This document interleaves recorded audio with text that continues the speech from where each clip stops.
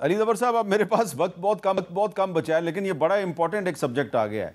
राना सनाउल्लाह साहब का ख्याल है कि आपके लोग जो हैं वो पाकिस्तान में बांग्लादेश या नेपाल की तर्ज पे तब्दीली लाना चाहते हैं, लेकिन वो मिसाल दे रहे हैं कि वहाँ पे हुकूमत तो तब्दील होगी लेकिन इलेक्शन नहीं हो सका अभी तक। जी देखिए, दो चीज़ें मैं कहना चाहूँगा।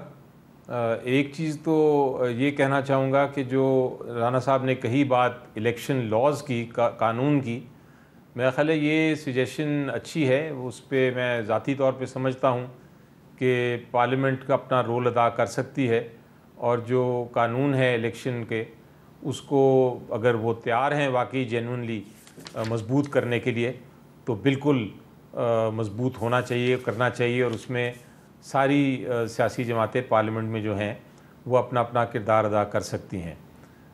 वो तो एक नेशनल इंटरेस्ट में बात है, और वहाँ तक तो मेरा ख्याल है बिल्कुल दुरुस्त है। लेकिन जहाँ तक ताल्लुक़ है रेवोल्यूशन का, रेवोल्यूशन तो अचानक आती है। रेवोल्यूशन कोई पॉलिटिकल पार्टी नहीं लानी चाहती, ना ला सकती है। वो रेवोल्यूशन लोग लाते हैं, और इस वक्त माहौल पाकिस्तान में बनता जा रहा है। जिस तरह की महंगाई है, जिस तरह की लोगों को मसाइल हैं, वो रेवोल्यूशन का तो एक माहौल बनता जा रहा है।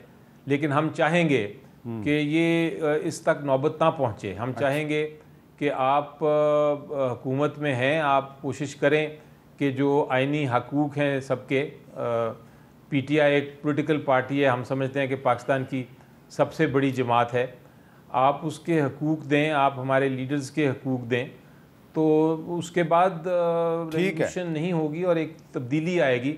हम एक आइडिया दे चुके हैं, एक आइडिया लोगों के दिमाग में आ गया है, ठीक है। और अब ये आइडिया जो है ये एक रेवोल्यूशन की शक्ल में भी तब्दील हो सकता है, और ये एक तब्दीली की शक्ल में भी ये इनकी गलतफहमी है। अच्छा, ये गलत आइडिया आ गया है। अच्छा, अब राना साहब एक उनकी गलतफहमी आपने करार दे दी, लेकिन अब आपके एक इत्तेहादी हैं, आप माने या ना माने, सदर का ताल्लुक पीपल्स पार्टी से है, 2 सूबों के गवर्नर्स का ताल्लुक पीपल्स पार्टी से है। तो पीपल्स पार्टी जो है उसने आज एक प्रेस कॉन्फ्रेंस किया है और बहुत सी ख़तरे की घंटियाँ बजा दी हैं। सुने वो क्या कह रहे हैं।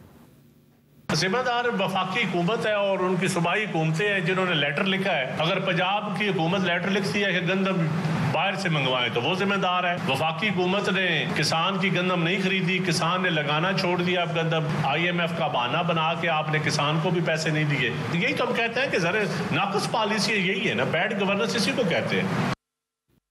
पीपल्स पार्टी कह रही है जी कि आपकी मरकज़ी हुकूमत और सूबाई हुकूमत की बैड गवर्नेंस की वजह से पाकिस्तान में अब गंदम इंपोर्ट करनी पड़ेगी। तो ये पीपल्स पार्टी क्यों ख़िलाफ़ हो गई है?